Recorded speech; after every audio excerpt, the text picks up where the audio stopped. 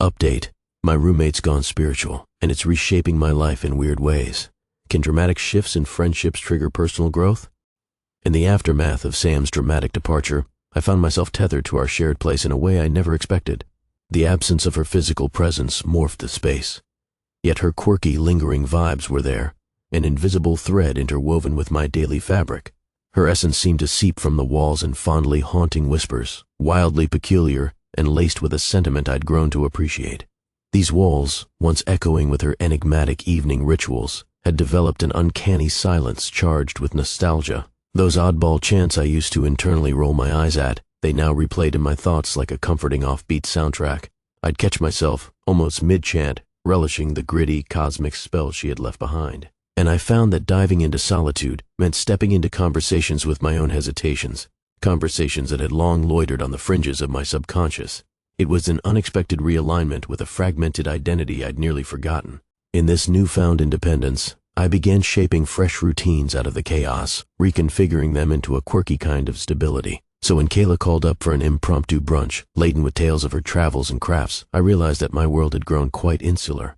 I had forgotten the way warmth threaded through shared laughter, though a twinge of awkwardness lingered like a shadow at the edges. Yet, her stories created a buzz that filled the room. A different hum from Sam's, but a melody, nonetheless, vibrating through my solitude. The home once intertwined with zany unpredictability now breathed with renewed life. Bright glimmers of fellowship shone through the corners, radiating a lively energy that brushed away the cobwebs of old memories.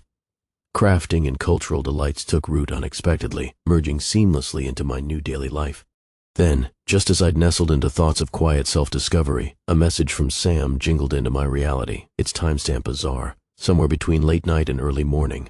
In it, a chaotic stream of photos, a kaleidoscope of floral garlands and serenely styled wigs, played like a slideshow of a life I once inhabited, yet remained strangely disconnected from.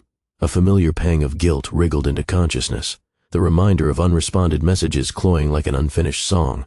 It was unsettling, the thought that Sam wandered, possibly across alternate astral planes, seeking validation in her uniquely eccentric way. I realized the comfort in knowing this silent connection stretched beyond screens, embracing a companionship that remained, albeit fractured.